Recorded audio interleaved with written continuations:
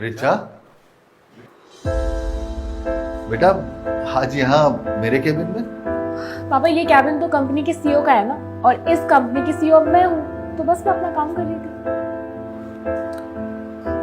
हाँ बेटा, लेकिन फिर मैं कहाँ बैठूंगा? कहीं नहीं, अब से आपको ऑफिस आने की कोई जरूरत नहीं है, क्योंकि आपका कोई काम तो है नहीं यहाँ पे। रिचा, तुम अभी कंपनी की नई नई सीईओ बनी, सारे फैसले खुद से नहीं ले पाओगी। पापा आपने मुझे अगर सीईओ बनाया तो मुझ पर ट्रस्ट भी करिए ना, और मेरे डिसीजंस की रिस्पेक्ट भी। और जहाँ तक मुझे लगेगा कि मुझे आपकी जरूरत है तो मैं आपसे घर आके बात कर लूंगी या फिर आपको कॉल कर लूंगी। हाँ प्लीज कल से ऑफिस मत आना। क्या? कल से ऑफिस नहीं आओ? देखिए पापा, मुझे आपसे इस बारे में और बहस नहीं करनी है, मुझे ऑफिस के और भी काम है। आप प्लीज जाइए। लेकिन रिचा, पापा इन पेपर्स पे साइन कर दीजिए। ये क्या बेटा? प्रॉपर्टीज के पेपर है। ये पेपर? अब आपने मुझे कंपनी का सीईओ बना ही दिया है तो प्रॉपर्टीज में मेरा नाम कर दीजिए, और आप आराम से बैठ के अपनी लाइफ एंजॉय करिए। बेटा वो बात तो सही है, लेकिन ये प्रॉपर्टी के काम आराम से होते हैं, अचानक ये प्रॉपर्टी की बात कहाँ से आ गई? अरे पापा, अचानक से कहाँ? वैसे भी आपकी सारी प्रॉपर्टी मेरी ही तो है, और मैंने सारे पेपर्स कोर्ट से रेडी करवा लिए, आप बस साइन कर दीजिए। साइन तो मैं कर दूंगा बेटा, पर इतनी जल्दबाजी क्या है? अब प्लीज जल्दी से कर दीजिए ना, ऑफिस के लिए मुझे लेट हो रहा है।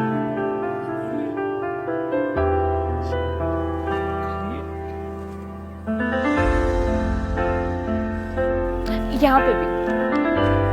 थैंक यू पापा, मैं चलती हूँ।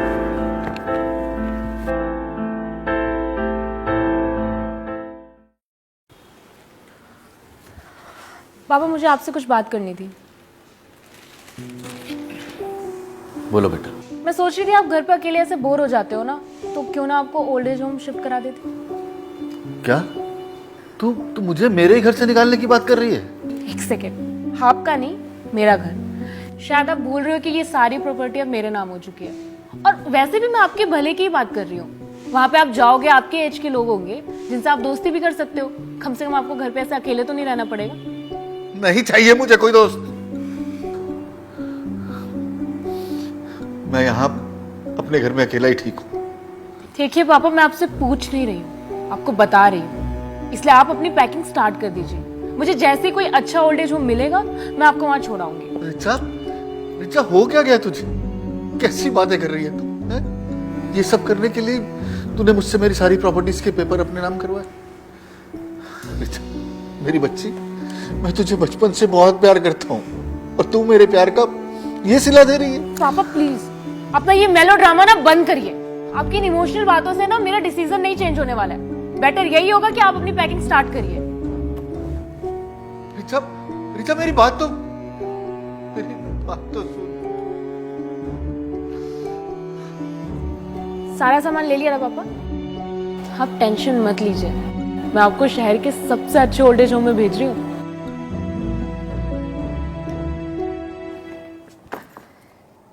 ये लीजिए। बेटा हम यहाँ क्यों रुक गए?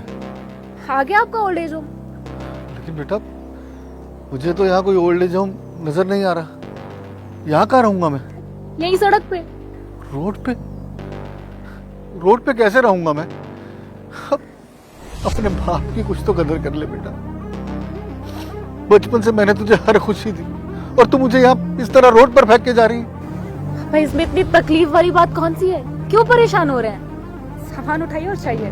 बेटा जब एक इंसान की औलाद उसे इस तरह सड़क पर फेंक के जाएगी तो उसे तकलीफ नहीं होगी क्या? अच्छा तकलीफ?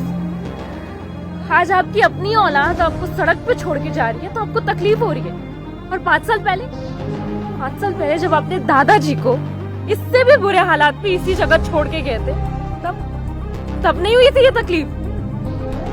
कुछ याद आया आपको? दोबारा अपने घर की तरफ भी आए ना तो मुझसे बुरा कोई नहीं होगा। भूल जाओ उस घर को। पापा मुझे तो बिलीव नहीं होता कि आप कितने झूठे इंसान हैं। आपने मुझसे ये झूठ बोल दिया कि दादाजी इस दुनिया में ही नहीं रहे, और कभी मुझे यूके से इंडिया नहीं आने दिया ताकि मुझे आपकी सच्चाई का पता ना लगे। तो उस दिन मैं दादाजी को सड़क पर भीख मांगते हुए नहीं देखती ना, तो मुझे मुझे कभी आपकी घिनौनी हरकत नहीं पता चलती। सच कहूँ तो आज मुझे आपको अपना पापा कहते हुए शर्म आ रही है। बेटा, मुझे खुद भी आज अपने ऊपर शर्म आ रही है। बहुत बुरा किया मैंने अपने पिताजी के साथ। क्या बोलूं, कुछ समझ नहीं आ रहा। मुझे अपने पिताजी के पास ले चलेगी? मैं उनके पैरों में गिरकर उनसे माफी मांगना चाहता हूँ। दादाजी अब इस दुनिया में नहीं रहे। जब लास्ट टाइम मैंने उन्हें भीख मांगते हुए सड़क में देखा तो उनकी तबीयत बहुत ज्यादा खराब थी। मैं उन्हें हॉस्पिटल लेके गई और वहां उनकी डेथ हो गई।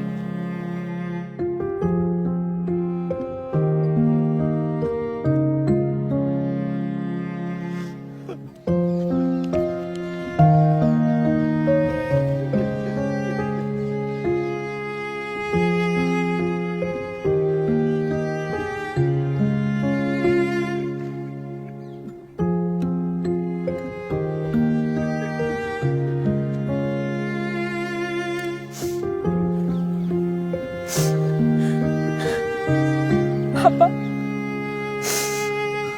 दादाजी की अस्थि है। उन्होंने मरने से पहले कहा था कि मैं इसे आपके हाथों से विसर्जित करवाऊं। आपने तो दादाजी से उनकी जिंदगी का सारा हक छीन लिया था, लेकिन दादाजी ने मरने के बाद भी आपकी जिंदगी का इतना जरूरी हक नहीं छीना।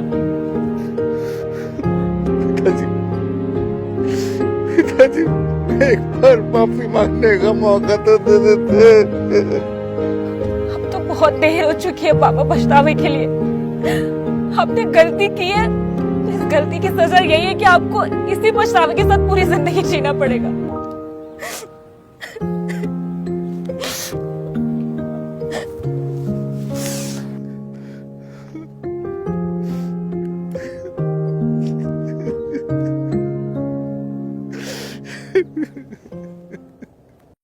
जोर से बोलो हैप्पी